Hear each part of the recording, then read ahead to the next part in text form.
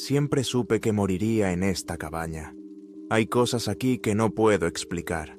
Cosas peligrosas, nacidas de todo el sufrimiento que este lugar haya visto en sus más de 100 años de existencia. Me digo a mí misma que sé cómo funcionan. Conozco las reglas de su existencia. Sé cuándo puedo estar en peligro. Pero si las últimas noches me han enseñado algo, es que no sé absolutamente nada. Empezaré por el principio. Solo que no estoy segura de dónde está ese principio. Hay fotos de la cabaña que datan de los años 40. Mi abuela, de pie delante de ella, es una niña pequeña con el pelo trenzado y el dobladillo de su vestido rozando el suelo desnudo. Pero también hay entradas en el diario de mi tatarabuela Josefina en las que se habla de esta cabaña, de una criatura que vive en la clandestinidad, y eso fue antes del cambio de siglo. La cabaña se encuentra al borde de un bosque de pinos en el suroeste de Alaska, cerca de la ciudad de Crooked Creek. El lado oeste de la casa es una construcción original de madera, toda de madera oscura, con gruesos cristales en las ventanas que distorsionan tu reflejo. El lado este se construyó más tarde y parece una típica casa de campo de los años 70. Revestimiento blanco y contraventanas rojas. Mis hermanos, por supuesto, se reunieron y se marcharon. Se llevaron a sus guapas esposas e hijos y se largaron de aquí. Las preocupaciones siempre recaen sobre los hombros de las mujeres de la familia. ¿No es así? Mis padres eran tan progresistas como era posible, y sin embargo, me tocó a mí cuidar de la cabaña. Y cuidar de ellos. No es que me importara. Mis padres eran personas maravillosas a las que echo de menos cada día. No había nada que deseara más que cuidar de ellos en sus últimos años. Por cierto, hablando de mis hermanos, dicen que soy pasivamente suicida por quedarme aquí. ¿Qué detalle por su parte? Tengo mis razones, y una de ellas es no convertirme en una criatura destripada que vive en la clandestinidad. Además, no tengo a nadie a mi cargo, ni siquiera mascotas, a quienes pondría en peligro si me quedara aquí. Es cierto que tengo novio. Llevamos juntos varios meses, pero no es nada serio y nunca le he dado mi dirección. En su memoria quedará para siempre la imagen de esta cabaña como algo encantador, caprichoso, en la cima nevada de una montaña, envuelta en el halo de un amanecer color melocotón. ¿Vale la pena arriesgarse? Bueno, todavía no he muerto. Ahora era marzo, lo que quizá no suene mal, los primeros signos de la primavera. Pero, por supuesto, en Alaska marzo sigue siendo un infierno helado.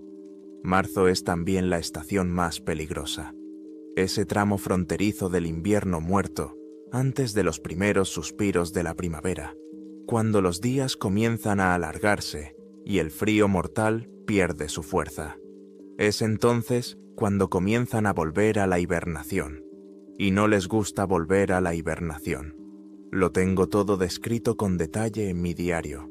Cientos de notas sobre lo que hay que hacer y lo que no se debe hacer para seguir con vida. Algunas de ellas están sacadas de las anotaciones del diario de mi tatarabuela. La mayoría las he descubierto yo misma, mediante ensayo y error.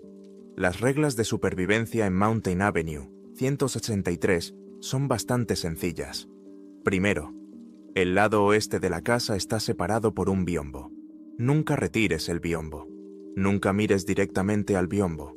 Puedes mirar su reflejo en el espejo.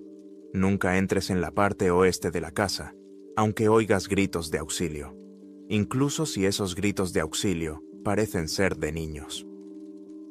Segundo, si te despiertas y ves huellas alrededor de la cabaña, quédate dentro.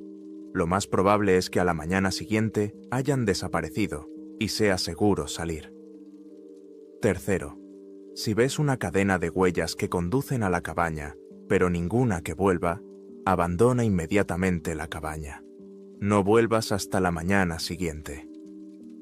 Cuarto, no hay ningún cuerpo de agua en un radio de 3 millas alrededor de la cabaña. Si te parece ver agua o algún reflejo en el bosque, cierra las cortinas y quédate dentro. Quinto, los únicos vecinos a la vista desde la cabaña son la familia Weber, a una décima de milla al oeste, al otro lado del bosque.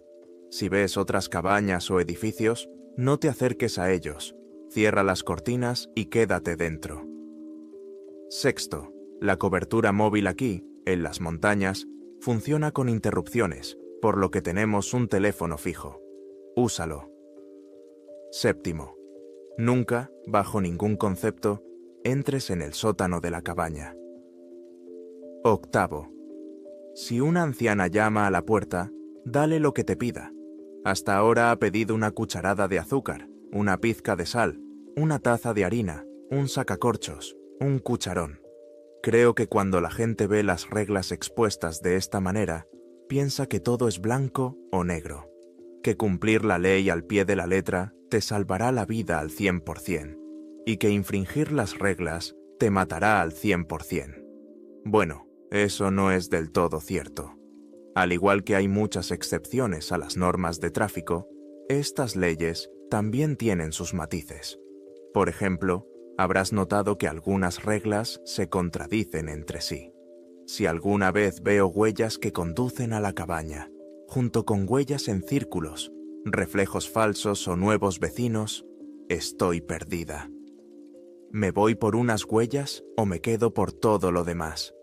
Es un escenario que temo desde que murieron mis padres, pero que aún no se ha producido. Supongo que todos estos fenómenos son tan raros que las posibilidades de que dos de ellos ocurran al mismo tiempo son bastante pequeñas.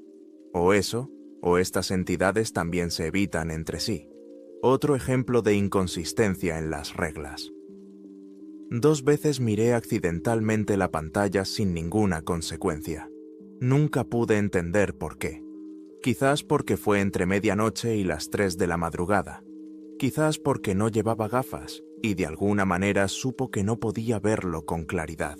Son notas que viven en los márgenes del diario, pero nunca he averiguado cómo encajan exactamente en el rompecabezas general de este lugar.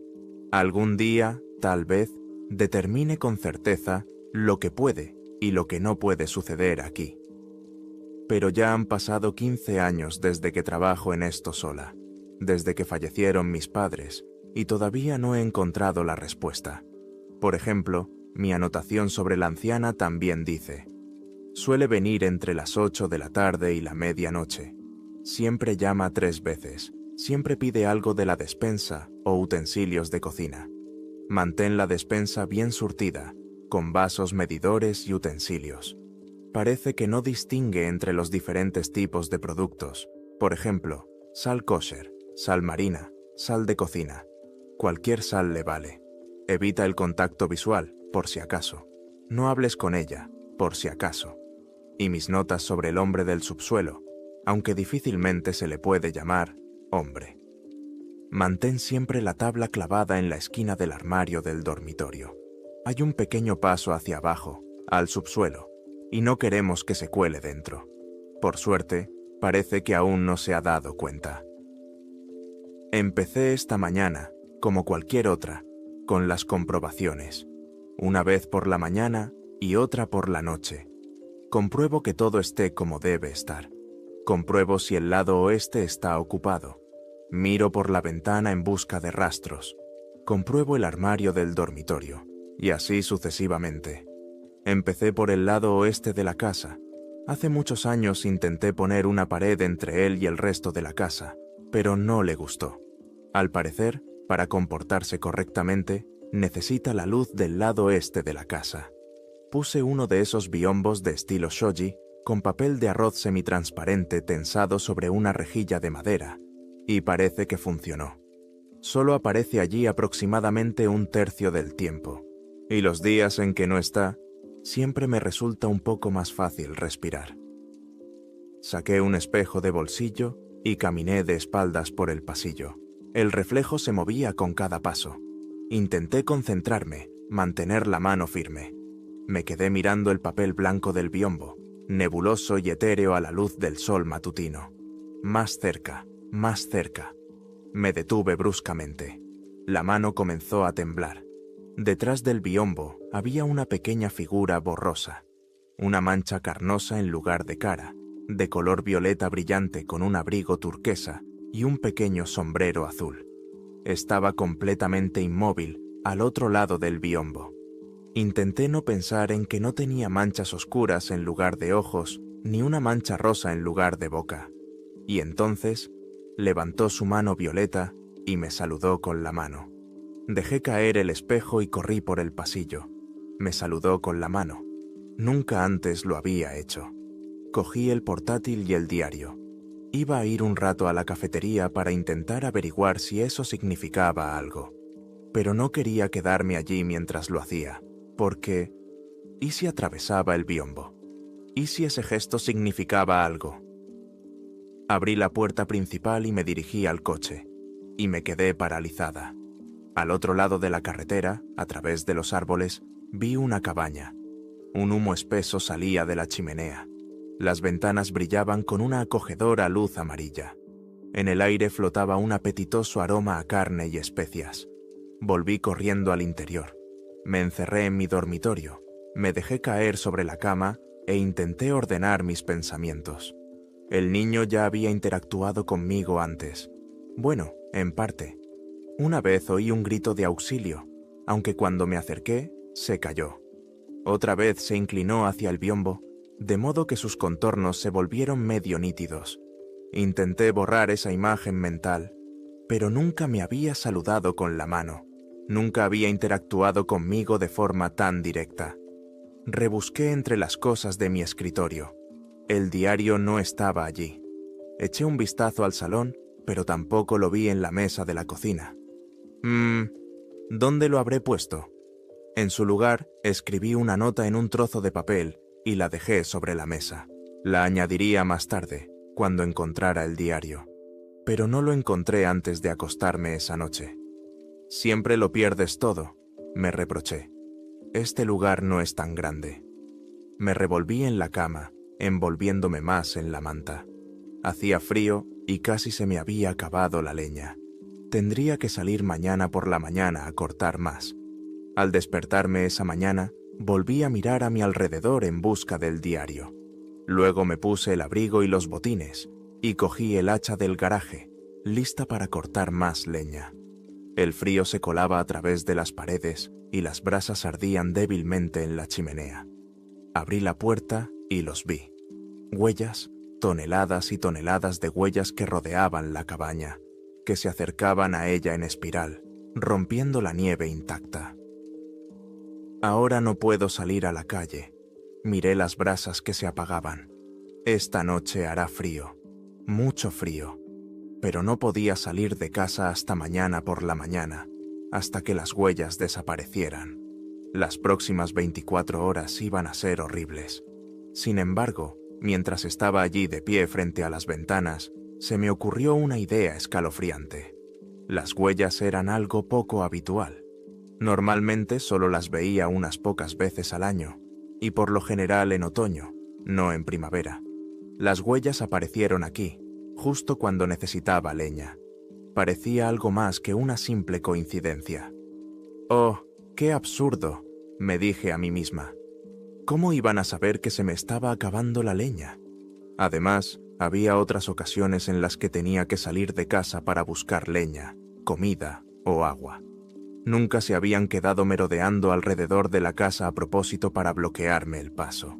Éramos seres que vivíamos en paralelo, ignorándonos mutuamente hasta que nuestros caminos se cruzaban.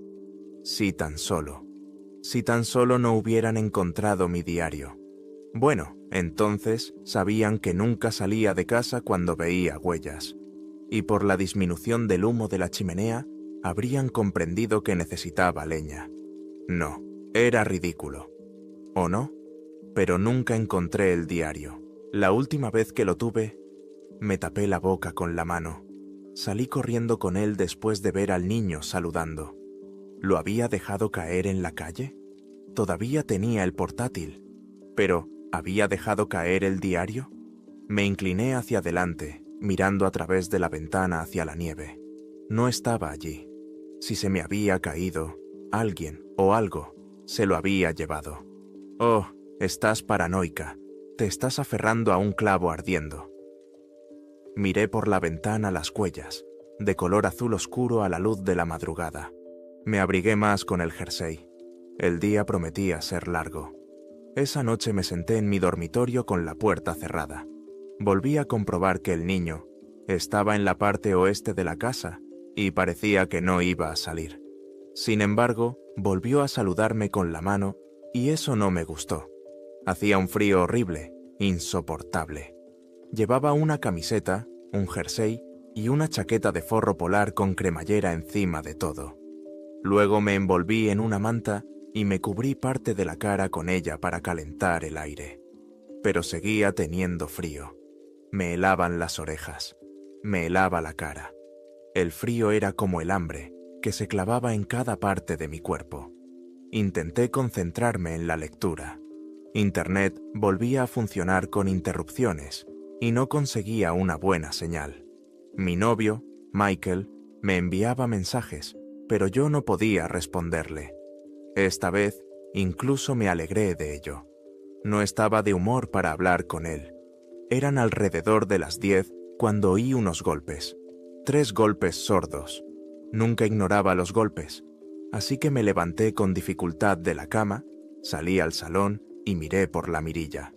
Una anciana me miraba, con el rostro desfigurado y monstruoso por el ojo de pez de la mirilla, y un pañuelo rojo atado sobre la cabeza calva. Abrí la puerta de un tirón. Dadas las circunstancias, la anciana era una de las criaturas menos amenazantes que había allí. No le tenía demasiado miedo. Sonreí y fijé la mirada en el rizo de madera de la barandilla del porche, justo detrás de su hombro. Esperé a que hablara. «Necesito una cucharadita de sal», dijo, balanceando la cabeza mientras hablaba y con la voz temblorosa. Asentí y empecé a volver a la casa, pero entonces me llamó. «Oh, sal marina, por favor». Me quedé paralizada. Nunca antes había especificado qué tipo de sal quería. Me di la vuelta. No la miré directamente a los ojos, pero incluso con mi visión periférica pude ver que sonreía. Ella lo sabe. Toda la sangre se me fue de la cara. Tienen el diario. Lo saben. Lo saben. Corrí a la cocina, al despensa. Las latas tintinearon. Las cajas se amontonaron unas sobre otras. Maldición.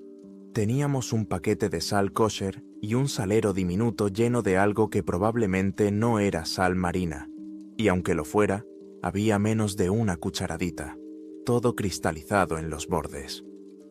«Estoy esperando, querida». Se oyó la voz cantarina de la anciana desde el porche.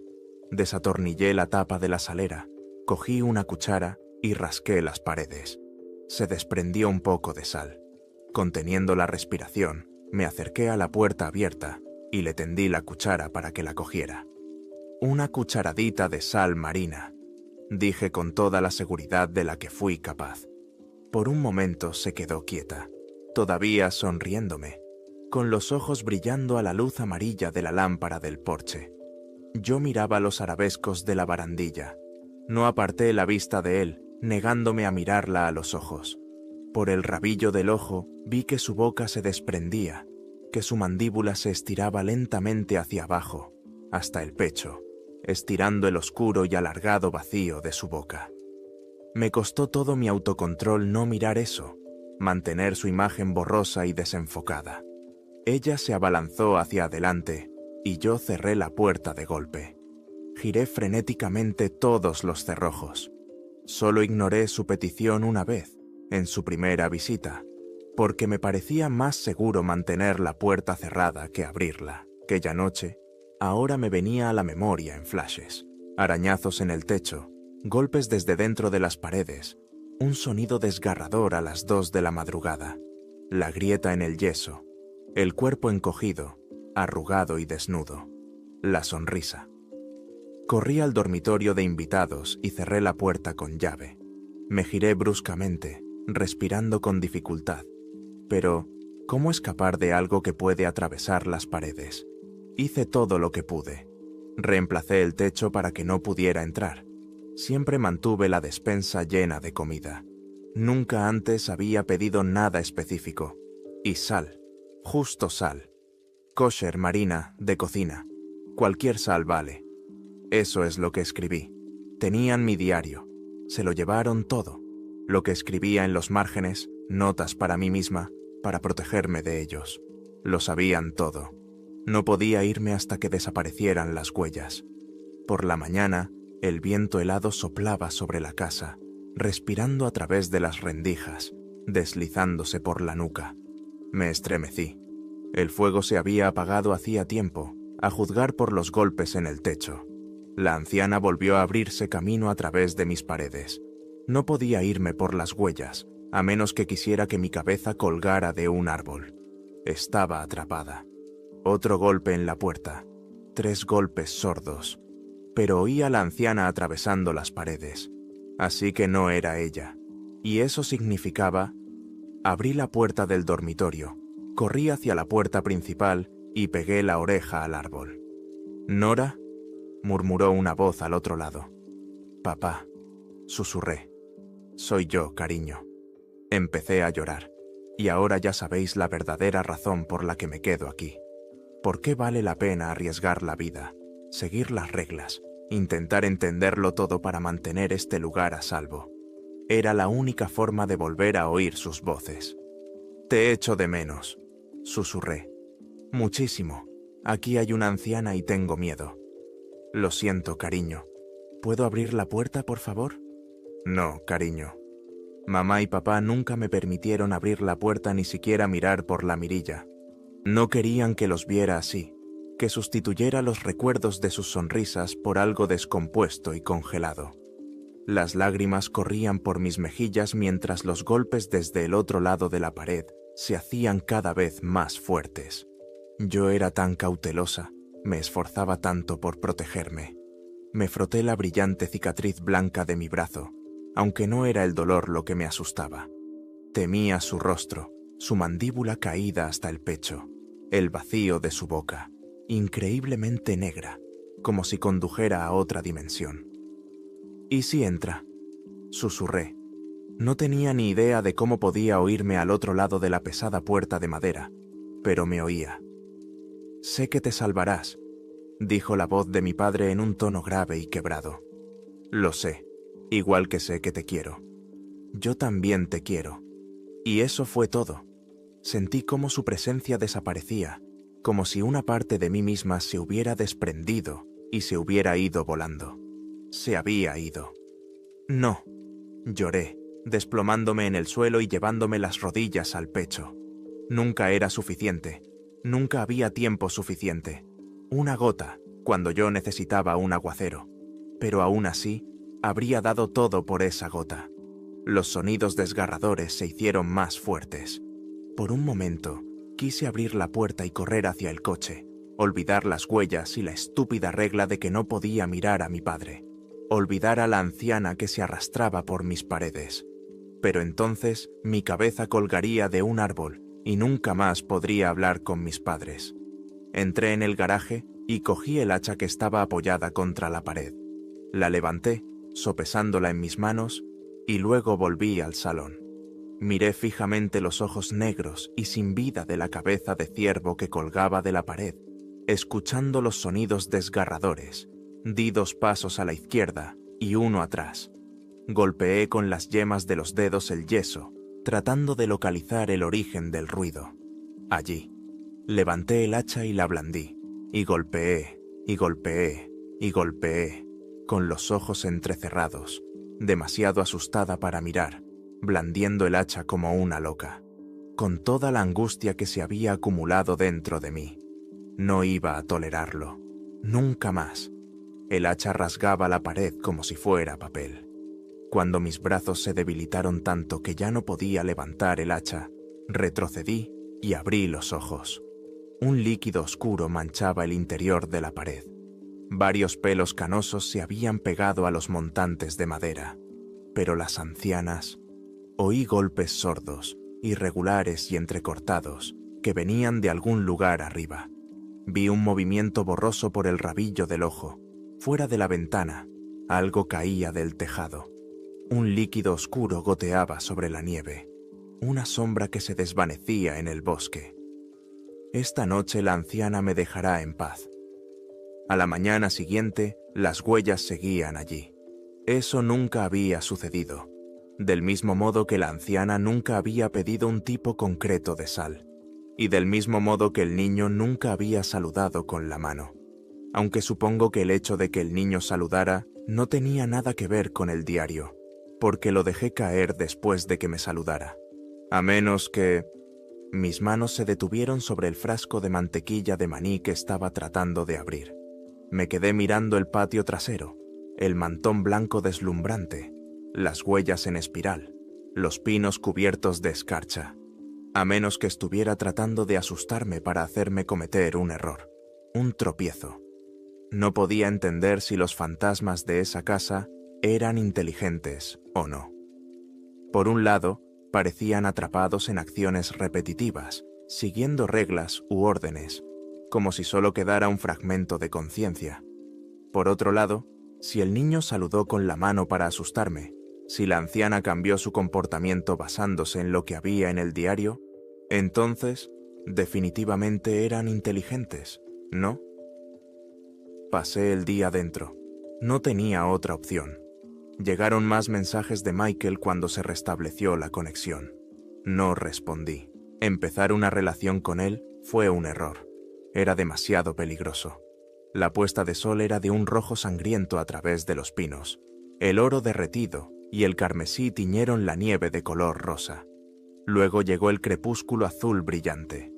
Y fue entonces cuando la criatura del subsuelo se despertó. Todo comenzó como de costumbre. Un golpeteo bajo mis pies, como si un hombre adulto estuviera gateando bajo el suelo, adelante y atrás tan rápido como podía. Nunca vi lo que había allí abajo, solo me lo imaginaba. Golpeteo. A los pocos minutos se transformó en golpes secos y aislados, procedentes de la parte este de la casa. Desde el lado... ¡Oh, mierda! Salté del sofá y corrí a mi dormitorio. Los golpes provenían del armario, el punto débil. Abrí lentamente las puertas y miré al suelo. La madera temblaba cuando la criatura se golpeaba contra ella. Cerré las puertas de golpe. Rebusqué en la caja de herramientas y lo encontré. Un cerrojo de repuesto. Siempre instalaba nuevos. Cogí el taladro y me puse manos a la obra. Los golpes se hicieron más fuertes. Ahora se esforzaba más, golpeando la madera con todas sus fuerzas.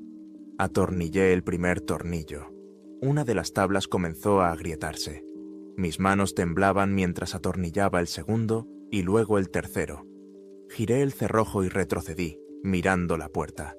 Corrí de vuelta al salón y barricé la puerta del dormitorio. Ya no me quedaban más cerrojos. Cogí una silla y la utilicé para bloquear el pomo de la puerta. Y entonces lo oí. El crujir de los neumáticos sobre la grava. Miré y vi dos luces brillando en la oscuridad. Me quedé quieta junto a la mirilla, observando. Se abrió la puerta del coche. Salió un hombre alto, de piel morena y pelo canoso y corto. Oh, no. Se acercó a la puerta y llamó. «Nora, ¿estás ahí?» Apreté los ojos con fuerza. Michael no podía estar allí. No podía. Apreté los ojos cada vez más fuerte, como si intentara ahuyentarlo con el poder de mi mente. Abrí los ojos. Él miraba la puerta, levantando el puño para llamar de nuevo. Detrás de él apenas podía distinguir la silueta, la sombra de una criatura que deja huellas, una criatura a la que le gusta decapitar, increíblemente alta y delgada, que se encontraba a varios metros del halo de luz del porche, inmóvil en la nieve. Abrí la cerradura y abrí la puerta. «¡Entra!», grité, tirándole de la mano. Entró y cerré la puerta, echando todos los cerrojos. «Esto es un glaciar», dijo, abrazándose a sí mismo. «¿Estás bien? Te dije que no vinieras aquí». «Sí, pero no contestabas al teléfono», dijo Michael cruzando los brazos. 2 días. ¿Qué iba a hacer? No venir. «¿Cómo has encontrado la dirección?», le pregunté. «Tu hermano», dijo con aire culpable. «Claro. ¿Estás bien?» «Sí, pero tienes que marcharte de aquí ahora mismo», negué con la cabeza. «Mañana por la mañana, cuando desaparezcan las huellas». «¿Qué? Me miró fijamente. Nunca debiste haber venido aquí. ¿A qué estás jugando? ¿Tienes un hombre escondido en el armario o qué? ¿Algo así? Yo no... ¿Cómo se te ocurre pensar algo así? Porque te comportas de forma muy extraña. ¿Crees que es normal desaparecer de la faz de la Tierra durante 48 horas? Llevamos juntos casi un año, Nora. Pensaba que íbamos a... Se detuvo, pero yo sentí las palabras en su lengua. Casarnos. Te prometo que no te estoy engañando, dije en un tono más suave. Te prometo que no pasa nada sospechoso. Es solo que... Aquí no estás a salvo. Aquí hay... Escucha, es complicado. Yo sé cómo mantenerme a salvo, pero tú no. ¿De qué estás hablando? Aquí hay criaturas muy malas. Para empezar, no vayas detrás de ese biombo. Allí. Señalé la parte oeste de la casa. Y no mires al biombo, solo a través del espejo. Él entrecerró los ojos. ¿Qué diablos? Eso. Por eso no quería que vinieras aquí. Sabía que no me creerías. Abrió la boca y luego la cerró. Pasó a mi lado y se dejó caer en el sofá. Solo dime qué está pasando, dijo suavemente. En esta casa hay algo parecido a fantasmas y hay reglas que debemos seguir para estar a salvo. Pero ahora ellos han conseguido mi diario y me están engañando. Le repetí las reglas. ¿Y esto?, dijo, mirando el agujero en la pared, la sangre oscura que manchaba el interior. ¿Es de una de esas criaturas? La anciana se coló dentro, dije. Él se quedó mirando el agujero en la pared. Movió lentamente la cabeza de un lado a otro, inspeccionando toda la casa, excepto el lado oeste. Suspiró profundamente, negó con la cabeza, y luego me miró. Vámonos de aquí. Podemos alquilar una habitación en un hotel, si no quieres volver todo el camino. No puedo, no puedes irte. Negué con la cabeza. ¿Por qué no? Quiero decir, esa cosa que deja huellas todavía está ahí. Moriremos si salimos ahora. Entonces, por la mañana, o dentro de unos días, cuando esas huellas hayan desaparecido. Fijé la mirada en el suelo. Nora. Mis padres vienen a visitarme a veces, dije mirando al suelo. Pausa. Creía que tus padres habían muerto. Así es. Otra pausa, tan pesada que parecía que me iba a aplastar. Son espíritus, son fantasmas, no sé cómo llamarlo, pero vienen a visitarme. Los oigo a través de la puerta. Por fin levanté la vista hacia él. Vuelvo a oír sus voces. Eso es imposible. Se detuvo. Vale, sus fantasmas vienen a visitarte, y no pueden ir contigo. Los dos murieron aquí, así que están atados a este lugar. Nora, dijo, abrazándome suavemente por los hombros. Estoy seguro de que ellos preferirían verte a salvo, en lugar de quedarte aquí. No, ellos quieren que me quede. Me extrañan. Ningún padre querría que su hija se expusiera a tal peligro. Me aparté de él.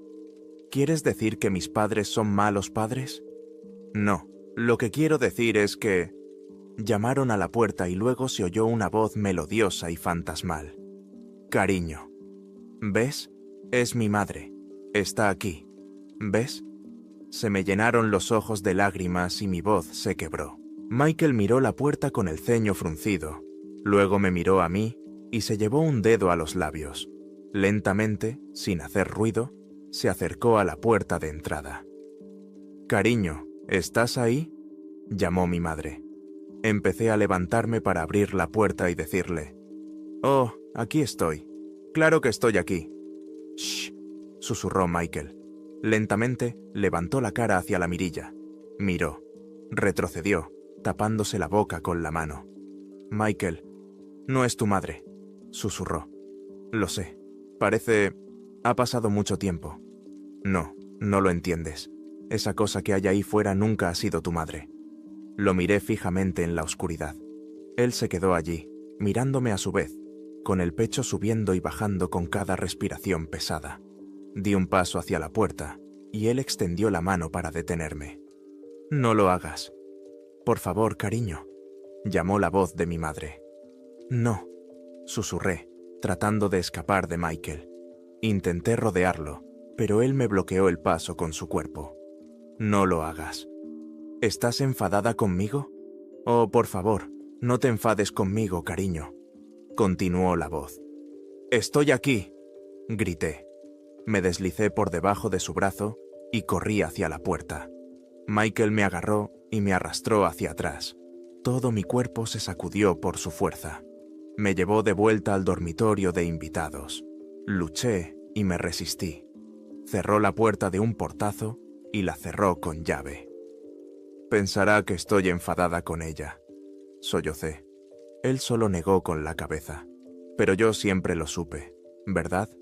Sentí como si algo se rompiera dentro de mí, como si por fin se levantara el telón. Porque tenía que saberlo. Nunca me llamaban por mi nombre. Nunca les pregunté por los detalles porque nunca quise saberlos. En el fondo, tenía demasiado miedo de las respuestas. Lo siento, dijo, besándome en la coronilla. Lo abracé con fuerza. Está bien. Si mañana las huellas han desaparecido, nos iremos. Abrí la puerta y asomé la cabeza. A juzgar por los fuertes golpes que provenían de mi dormitorio, la criatura del subsuelo había salido, pero seguía encerrada en el armario.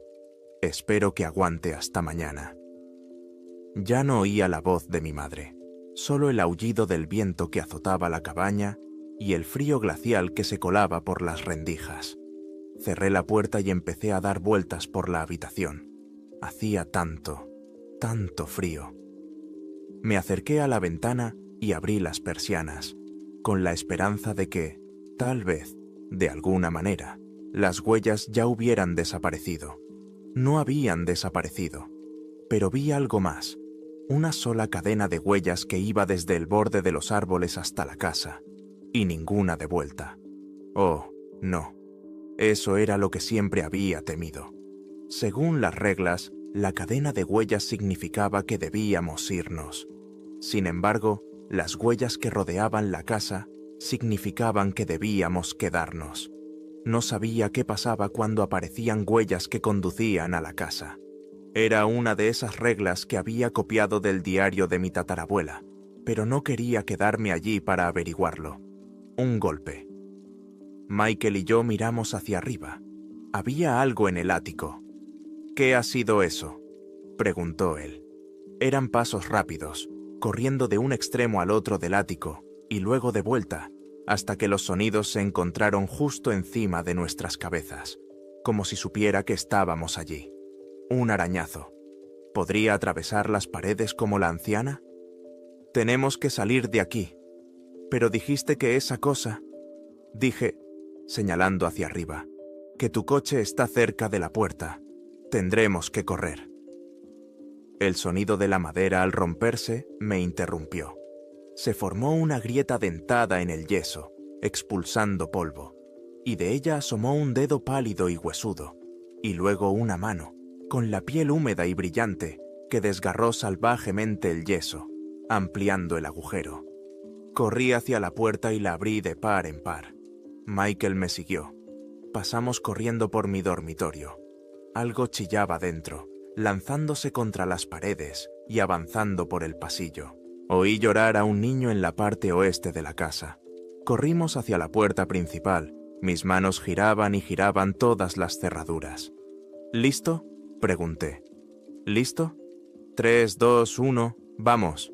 Abrí la puerta de par en par y echamos a correr. Mis pies golpeaban la nieve. El frío me mordía la cara y el cuello. Corrí hacia la puerta del copiloto. Cariño. La voz de mi madre. Me quedé paralizada y miré fijamente por la ventana. «¡Súbete al coche!», me grité a mí misma. «¡No es ella! ¡No es ella!». Pero me quedé paralizada. Estaba muy preocupada por ti. Te oí gritar en la casa. Algo crujió en la nieve detrás de mí.